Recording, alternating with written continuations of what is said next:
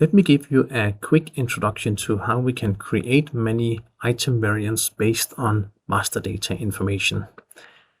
And in the same time, I will show you different examples than the other videos on how to work with different templates. I have created an item number by copying another item. This one is supposed to be a touring bike that is configurable. And I've added on the top level on this touring bike, I've added it specification that it's a touring bike, aluminium, and the wheel diameter is 29 inches.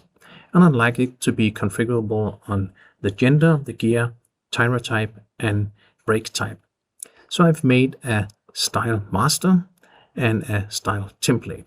And before we start, I would like to show you that if I search here for variants, I have no item variants for the time being because I didn't create them now. And I would expect to create variants because my style template is supposed to be on table number 5401, meaning creating item variant and not items directly. So on this template, if I'm entering this one, you can see in here that I've added quite a few different parameters. So instead of only 2 or 3, I've said that I want to make variants on gender, on gear, on brake type, on tire type, and maybe even on size. So this is just an example of many different parameters. So with all those parameters, I can mass create item variants. And I'll do that in the Create Item Variant worksheet. And it's actually using it's called Master Data Creation Worksheet, but it's using the import worksheet logic. First of all, I can suggest new records, and I'll just run through it quickly here. I could add a number I want to start from, because I know with so many parameters, it will be too long in variant codes, more than 10 characters, and therefore I'll have to do it manually. So this will just be forth running numbers. Maybe I would like the gender to be both male and female, but not children, and therefore I can filter it like this. So if I just took all of them, I think it would make 200 different, or maybe even more different item variants.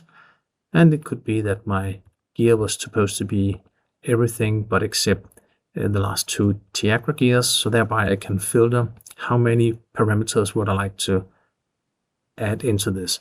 I would like to create both of my brakes and tire types. I would like to do maybe all of them.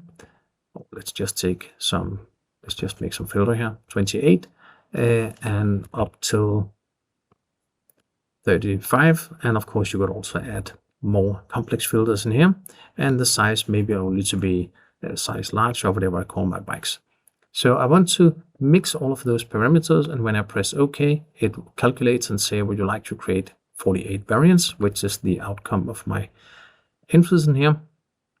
And you can see here that it creates forthcoming item variants on all the columns. You can see all the different master data parameters being merged, and therefore I could just say change action message, accept all of them, and then carry out actions, meaning I would like to create item variants.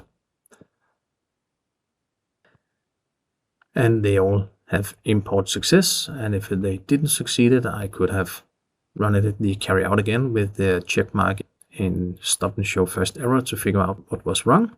But now I would have expected it to create variants for this item. So if I'm looking now at my item variants for this item in here, I would expect it to have those 36 or whatever it was variants in here, and each of them both with their description and with master data that relates to the description, of course, and also the different parameters for this one. So this is now ready to be used on sales and purchase orders in the different matrix windows or order windows where I can use those variants directly.